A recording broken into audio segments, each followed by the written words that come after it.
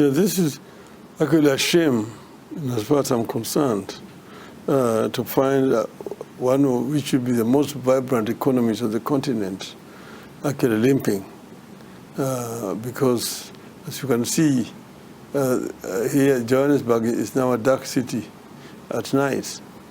And it reminds me of a conversation I had when I was Prime Minister with a former French Minister for Energy, Monsieur Balou, who challenged me and said, Mr. Odinga, Africa is a dark continent.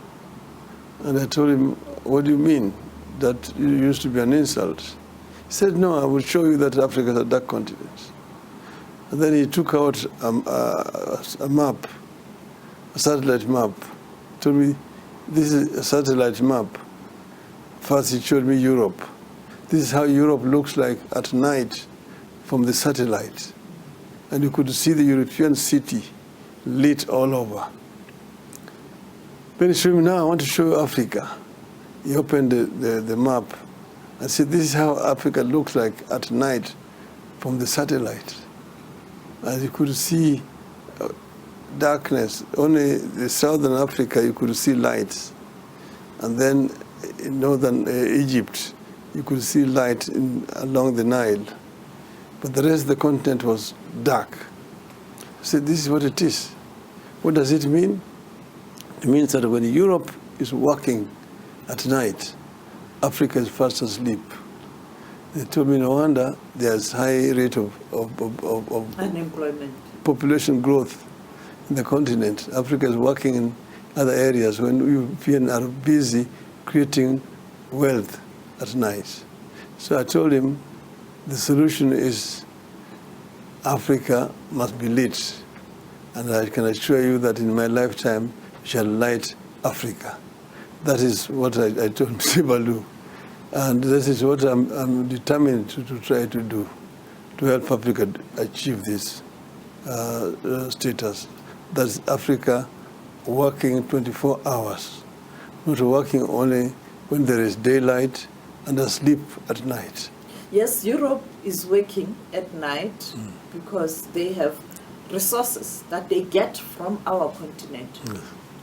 Do we leave them to continue to use our resources to develop while we can't use our own resources to develop the continent? You know, that legacy, that colonial approach.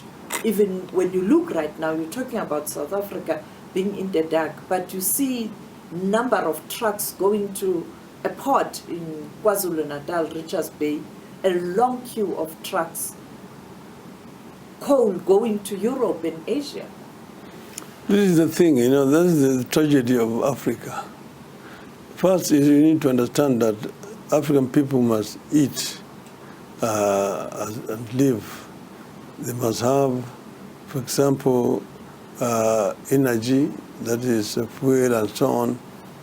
And therefore, what is happening is happening. In other words, Africa is exporting raw materials unprocessed and then importing finished products.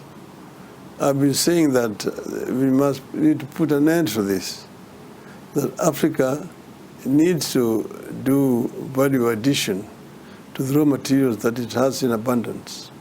There is no saying that Africa is the richest continent on the planet Earth.